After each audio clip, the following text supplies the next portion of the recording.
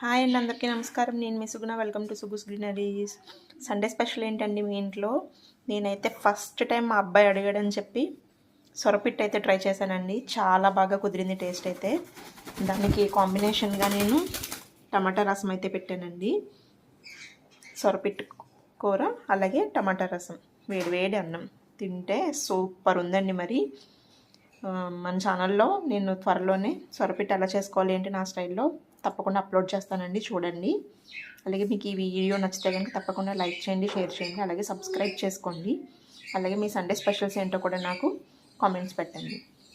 అలాగే మీకు ఇంకోటి చూపిస్తానండి. ఇది వచ్చేసి సొరచేప గుండె అండి. దాన్ని కూడా ఇలా సపరేట్గా ఫ్రై అయితే చేశాను. ఇది కూడా బాగుందండి టేస్ట్. ఇది మన కళ్ళకి చాలా మంచిదంటండి, తప్పకుండా ట్రై చేయండి.